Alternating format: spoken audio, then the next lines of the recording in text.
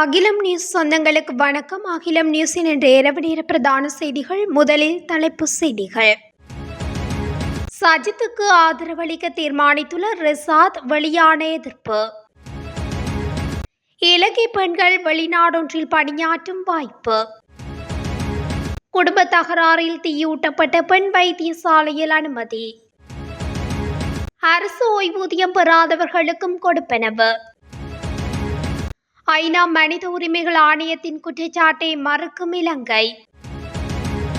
கொழும்பை வந்தடைந்த இந்திய சீன போர்க்கப்பல்கள்.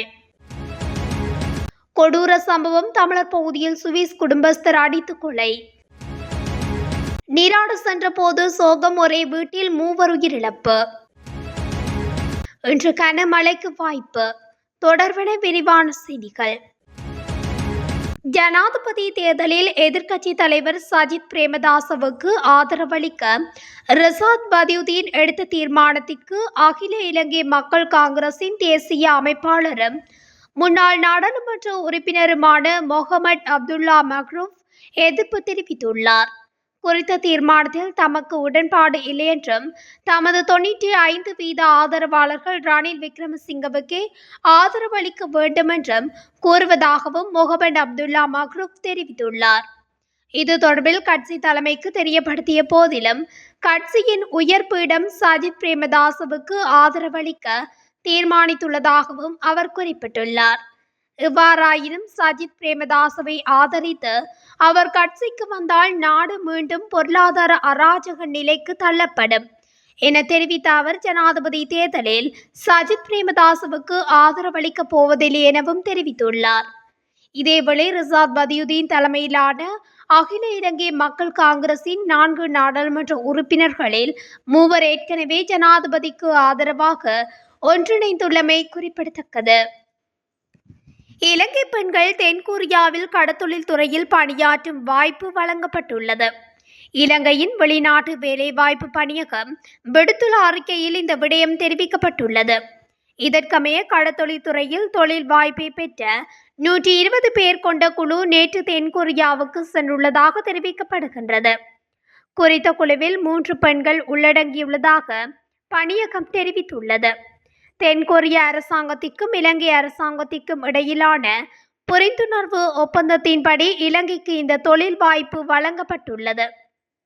குடும்ப தகராறு காரணத்தினால் தீயூட்டப்பட்ட நிலையில் எரிகாயங்களுடன் 28 வயதான பெண் ஒருவர் யாழ்ப்பாணம் போதனா வைத்தியசாலையில் அனுமதிக்கப்பட்டுள்ளார். யாழ்ப்பாணம் அச்சுவேலி பகுதியில் குறித்த சம்பவம் பதிவாகியுள்ளது. குறித்த பெண்ணின் கணவர் மதுபோதையில் வீட்டுக்கு வந்த நிலையில் இருவருக்கும் தகராறு ஏற்பட்டுள்ளது. இதனையடுத்து குறித்த பெண்ணை அறையொன்றுக்குள் பூட்டி வைத்து தீயினை மூட்டியுள்ளதாகவும் தெரிவிக்கப்படுகின்றது. இந்நிலையில் சம்பவம் குறித்த விசாரணைகளை மேற்கொண்டு வரும் அச்சுவேலி காவல்துறையினர் குறித்த பெண்ணின் கணவரை சந்தேகத்தின் அடிப்படையில் தேடி வருவதாகவும் தெரிவிக்கப்படுகின்றது. அரசு ஓய்வூதியம் பெறாதவர்களுக்கு பங்களிப்பு ஓய்வூதியம் வழங்கும் திட்டத்தை சமூக பாதுகாப்பு சபை ஆரம்பித்துள்ளது.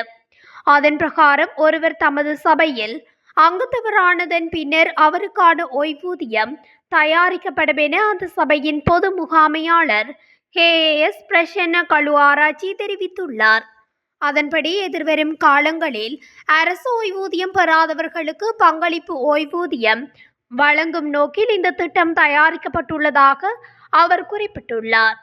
இது தொடர்பிலான மேலதிக தகவல்களை 01128886 அல்லது 0760954002 என்ற தொலைபேசி இலக்கங்களுக்கு தொடர்பு கொண்டு பெற்றுக்கொள்ள முடியும் என சமூக பாதுகாப்பு சபையின் பொது முகாமையாளர் KAS பிரசன்ன கலுஆராய்ச்சி அறிவித்துள்ளார்.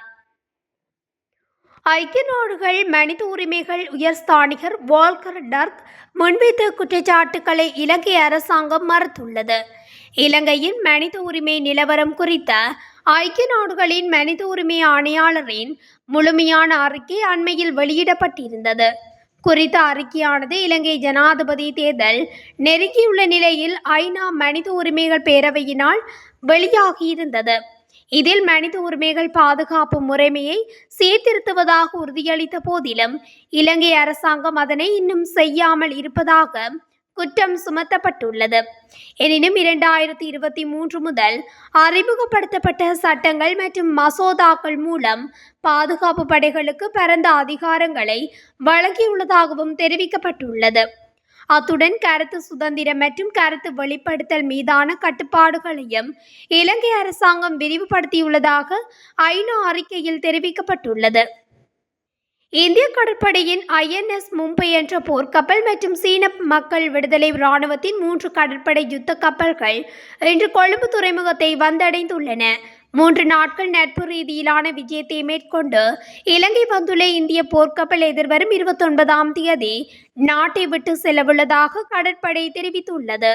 2 நாடுகளின் கடற்படைகளுக்கும் இடையிலான நட்புறவை மேம்படுத்துவது இந்த விஜயத்தின் நோக்கங்களில் ஒன்றாகும் எனவும் தெரிவிக்கப்பட்டுள்ளது. இதேவேளை சீன மக்கள் விடுதலை இராணுவத்தின் 3 கடற்படை யுத்த கப்பல்கள் கொழும்பு துறைமுகத்தில் நங்கூரமிட்டுள்ளன. கிஃபை, கவுசிஷான் மற்றும் கைலியான் ஷான்ஷான் ஆகிய 3 கப்பல்கள் இன்று காலை கொழும்பு துறைமுகத்தை வந்தடைந்ததாக கடற்படையினர் தெரிவித்தனர். கிஃபை 144.5 மீட்டர் நீளமானது. இதில் 267 பேர் வந்துள்ளனர். ஏனைய 2 கப்பல்களும் 210 மீட்டர் நீளமானவை என்பதோடு அவற்றில் 1400க்கும் அதிகமானவர்கள் வந்திருப்பதாகவும் தெரிவிக்கப்படுகிறது. வவுனியாவில் சுவிஸ் நாட்டிலிருந்து வருகை தந்த குடும்பஸ்தர் ஒருவர் கொலை செய்யப்பட்ட நிலையில் சடலமாக மீட்கப்பட்டுள்ளார். குறித்த நபர் வவுனியா வடக்கு சின்னடமன் பகுதியில் உள்ள வீட்டில் இன்று சடலமாக மீட்கப்பட்டுள்ளதாக கனகராயன் குளம் காவல்துறையினர் குறிப்பிட்டுள்ளனர். செல்லத்துறை விமலநாதன் வயது 66 என்பவரே சடலமாக மீட்கப்பட்டுள்ளார். வவுனியா வடக்கு சின்னடமன் பகுதியில் உள்ள உறவினர் வீடு ஒன்றுக்கு சுவிஸ் நாட்டிலிருந்து விடுமுறையில் வருகை தந்திருந்தார். குறித்த வீட்டில் சுவிஸ் நாட்டிலிருந்து வருகை தந்த நபரும் அவரது உறவினருக்கும் இடையில் முரண்பாடுகள் ஏற்பட்டு அது கைகலப்பாக மாறியுள்ளது. இதன்போது சுவிஸ் நாட்டில் இருந்து வருகை தந்தவரின் தலையில் இரும்பு கம்பியால் தாக்கியதில் அவ்விடத்திலேயே மரணமடைந்ததாக காவல்துறையினர் தெரிவித்தனர். இது தொடர்பில் கிடைத்த முறைப்பாட்டுக்கு அமைய சம்பவ இடத்துக்கு சென்ற கனகராயங்குளம் காவல்துறையினர் 60 வயது குடும்பஸ்தர் ஒருவரை கைது செய்துள்ளதுடன் மேலதிக விசாரணைகளை முன்னெடுத்துள்ளதாகவும் தெரிவித்துள்ளனர். தெத்துரு ஓயாவில் நீராட சென்று காணாமல் போன தாய் மற்றும் இளைய மகனின் சடலங்கள் மீட்கப்பட்டுள்ளன. நேற்று பிற்பகல் போகமுவ பிரதேசத்தில் இருந்து தெத்துரு ஓயாவில் ஒரே குடும்பத்தைச் சேர்ந்த தாயும் 2 பிள்ளைகளும் நீரில் மூழ்கி காணாமல் போயிருந்தனர். இதனையடுத்து நேற்று மாலை பிள்ளைகளில் ஒருவரின் சடலம் கண்டெடுக்கப்பட்டதுடன் தாயை மற்றிய பிள்ளைகளையும் தேடும் நடவடிக்கைகள் மேற்கொள்ளப்பட்டன. இந்த நிலையில் காணாமல் போன தாய் மற்றும் பிள்ளைகளின் சடலங்கள் இன்று காலை கண்டெடுக்கப்பட்டுள்ளதாக போலீசார் தெரிவித்தனர்.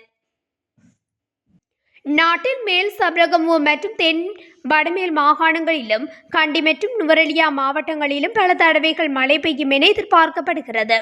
பதுளை, அம்பாறை மற்றும் மட்டக்களப்பு மாவட்டங்களில் சில இடங்களில் மாலையில் அல்லது இரவில் மழையோ அல்லது இடியுடன் கூடிய மழையோ பெய்யக்கூடிய சாத்தியம் காணப்படுகின்றது. வடக்கு, வடமத்திய மற்றும் வடமேல் மாகாணங்களிலும் ஹம்பந்தோட்டை மற்றும் திருகோணமலை மாவட்டங்களிலும் அவ்வப்போது மணித்தியாலத்துக்கு 30 தொடக்கம் 40 கிலோமீட்டர் வரையான வேகத்தில் ஓரளவு பலத்த காற்று வீசக்கூடிய சாத்தியம் காணப்படுகின்றது. இடியுடன் கூடிய மழை பெய்யும் வேளைகளில் அப்பிரதேசங்களில் தற்காலிகமாக பலத்த காற்றும் வீசக்கூடும். மின்னல் தாக்கங்களினால் ஏற்படக்கூடிய பாதிப்புகளை குறைத்துக் கொள்ள தேவையான முன்னெச்சரிக்கை நடவடிக்கைகளை எடுத்துக்கொள்ளுமாறும் பொதுமக்கள் அறிவுறுத்தப்படுகின்றார்கள். இத்துடன் அகிலம் நியூஸின் இன்றைய இரவு நேர பிரதான செய்திகள் நிறைவடைகின்றன. தொடர்ச்சியாக இதுபோன்ற செய்திகளை அறிந்து கொள்ள அகிலம் நியூஸ் ஊடகத்துடன் இணைந்திருங்கள். நன்றி, வணக்கம்.